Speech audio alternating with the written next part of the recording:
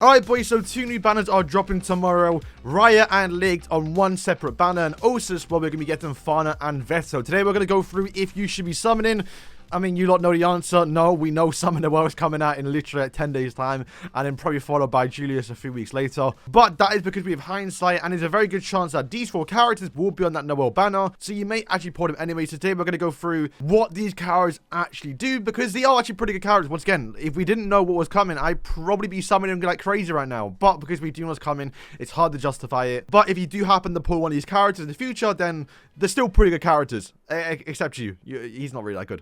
Okay, let's start off with banner 1, Licht and Rhya. These two are by far probably, no, they are the best green characters in the game right now, right? There's literally no green characters other than for Goldyon and SR. You know, we need some more green characters, and Licht and Rhya are going to be an absolute deadly duo. What makes these two characters really good is the combined attack. But to go through Licht's skills, it's a pretty simple character. Now, do know that he does have a passive that does make him immune to damage after he gets below a certain point. It is, gonna be good when you're farming, I guess, because it's like, once again, you have like an extra turn to do damage. However, I feel like in PvP I've not really lost to it, but that's because Summon the World came out right afterwards, and it's very hard to yeah, die to that, right?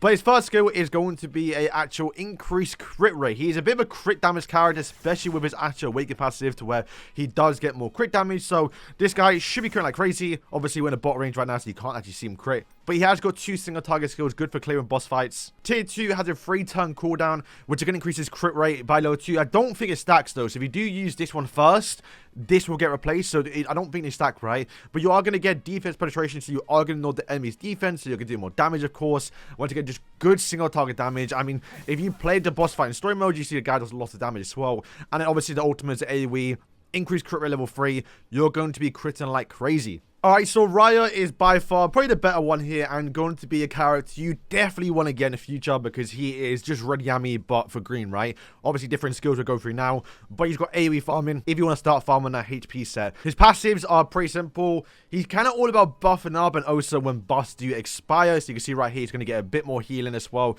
This one he's going to get more attack buff when an actual buff does expire. You can see right here on skill 2, he does copy enemies buffs. I guess you could hypothetically copy NOELLE's buff if she does apply it to herself. Once again, you're going into a green match into a red meta. It's going to be, yeah, kind of tricky. Alright, so like we said already, skill 1, it's going to be an AoE skill. However, the important thing about the skill is that if you do have a buff on yourself, you are actually going to get another extra attack. So do 2 AoE skills. Obviously, it is less damage, but you can rob buffs as well. And you can also bring many different characters, like obviously Finral or any buffer in the game that can actually just apply a buff to him. Noelle, for example, that comes out in 10 days time. Also, I would say, I believe this skill does get buffed up towards actually removing the buffs you rob when you do have his skill page. Ultimate is a single target skill. If there are 2 or more buffs, he is going to perform another extra attack here. And also, he's going to attack after granting himself a 50% damage buff for each buff active on the character. Don't think there's a limit, so you can kind of stack this up like crazy. Once again, if you just rob buffs and it obviously apply to other characters, like the damage you can do is actually insane. I think Rhya and Licht were by far like the best DPS combo in the game, or probably the best combo in the game until we did get some of the world that kind of counted them out a little bit. But of course, with this banner, it's going to be a pretty good skill page. You have a Licht skill page that's going to buff up attack and also crit rate. Now, bear in mind, it's only attack, not all attack, so you're not going to get that extra magic attack. When you want to use someone like Summon the World, for example, it's going to be good for Yammies and Ass. But do remember, Julius is going to be by far one of the best characters in the game. And also, he's going to come with his own skill page that's going to buff up the actual attack power of all characters by 10%. That it can go up towards 25, I believe, right? So, yeah, that is a skill page you want to chase after. If you get this skill page, it's not a bad one, but not one you want to chase after. This skill page isn't the greatest. I mean, it's good for him because he can buff, remove, and also to copy 2 buffs from the enemy. But you're only going to get an accuracy increase, which is, yeah, I think that might be good for, like, I think a Vanessa in the future, because she based off of accuracy, if I'm not mistaken. But generally, once again, you rather just use something more reliable, like just an attack buffer. So Julius is, like, just going to be the better option here. So should you be summoning for Rhya and Licht? Honestly, no. Once again, these are very, very good characters, and characters that you're going to enjoy using and be very, very fun to use. But they should be on the Summon the World banner in literally 10 days time. They might not, because they might overlap, and they might, like, nerf the banner to make give it a reason why you should summon on the actual Rhya and Licht banner. But regardless, the actual Julius banner, which should be a must summon for everyone, they also should be in that banner, so you might even pull them. So it's better to save for Julius and go crazy in his banner and hopefully pull these 2 characters. Alright, so then we have Fana and Vetto. I've had a lot of experience with Fana, and she is an actual really good character. So if you like Fana as a character, I wouldn't blame for summoning. I'm really tempted to summon, and I may do like 1 or 2 modes to see if I can get her. Because she is a blue AoE farmer and a pretty good character, but very restricted. I really wish she would have buffed up her passive for global, but unfortunately she didn't. Because as you can see right now, to get an extra 50% damage increase, your HP has to be 100%. And she hasn't got the fastest speed in the game. The characters like William, they're always going to attack first in PvP, and even if they deal 1% of her HP, her passive is basically just useless, right? So she's going to get a little bit better after we get some of the world that can give her a shield to where she can hopefully constantly stay at 100% HP. But generally at that point, you'd rather use characters to buff up the well. But if you want to use the character, she's obviously going to be very, very good if you get her. And a character that's going to probably replace Blue Yami on your farming team if you have him. Vetto and Fana do have a combined attack, but it's not as good as Rhya and Licht, so you're not going to really use these two together.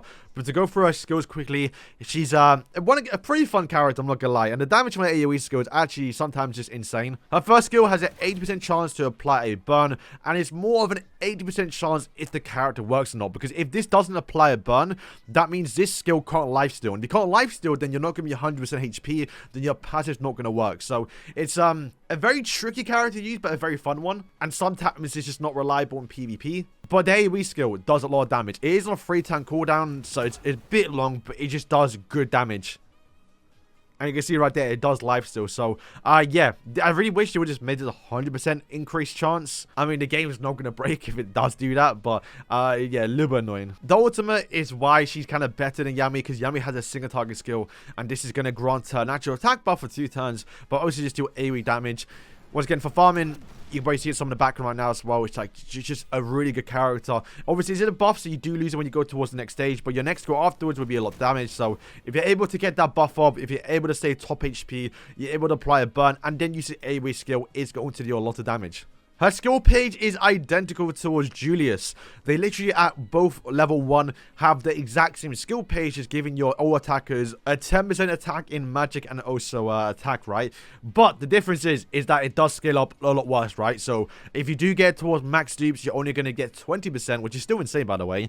But if you have Julius, for example, if you get Julius maxed out, you're going to get 25% actual magic attack and actual attack here. If you get this skill page, it's definitely one you want to use, but you also want to have Julius as well. So I definitely recommend going for Julius and saving up all your damage for his skill page, because that is the one you kind of want to chase after.